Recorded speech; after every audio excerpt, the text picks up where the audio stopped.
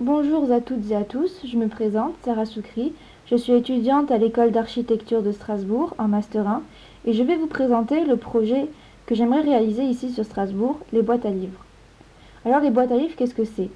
C'est un système de troc littéraire, gratuit et ouvert à tous, basé sur le principe de partage, en effet qui n'a jamais eu envie de partager ses meilleures lectures.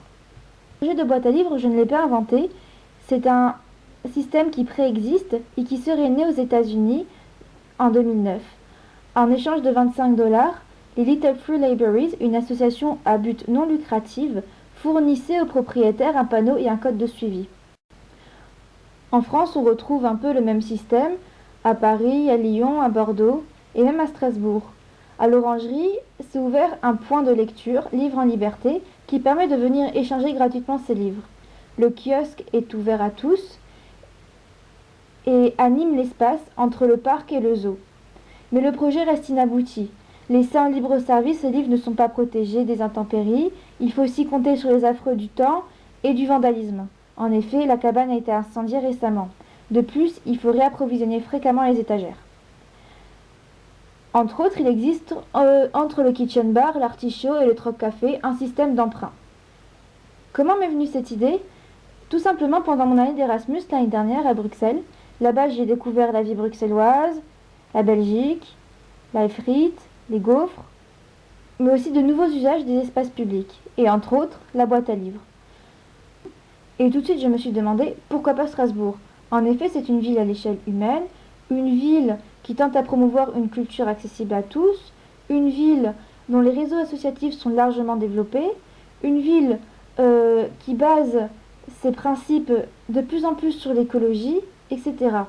Et finalement, tout l'intérêt du projet est de créer du lien social. En effet, en travaillant avec plusieurs associations d'habitants, il s'agit alors de mettre en relation des collectivités qui travaillent généralement indépendamment les unes des autres. Il s'agit d'amorcer un échange entre les associations d'une part, entre les habitants du quartier, entre tous les individus, etc. Il s'agit aussi de promouvoir une envie de partager. Il s'agit aussi d'inciter les individus, les gens, à se poser les bonnes questions au sujet des solutions alternatives. Et concrètement, comment cela se passe-t-il?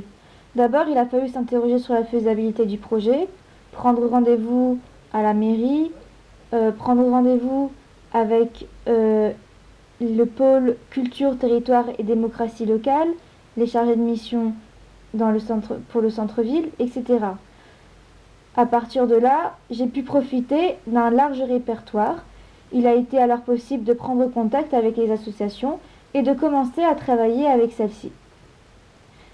J'ai travaillé entre autres avec Envie de quartier, installée au Faubourg de Pierre, avec la HKG, les associations des habitants quartier-gare, et avec les associations des habitants de la Petite France.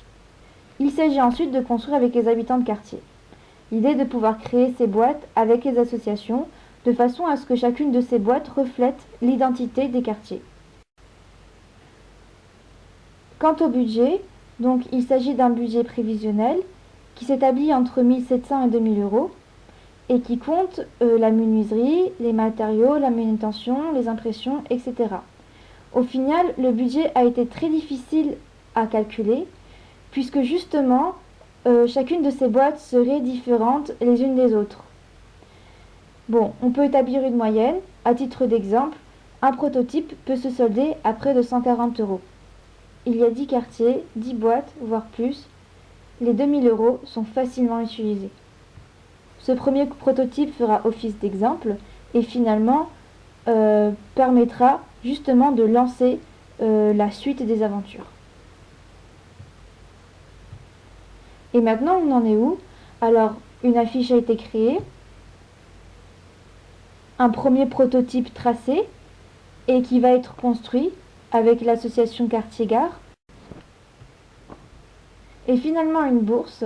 Peut-être que grâce à la bourse au projet Jeunes Talents, grâce à ce jury, je trouverai le soutien nécessaire au financement de mon projet et j'espère qu'il vous plaît, tout autant que moi, tout autant que les associations avec lesquelles je travaille, qui sont emballées et qui me soutiennent. Euh, donc voilà, je tiens à vous remercier de m'avoir écouté et je croise les doigts.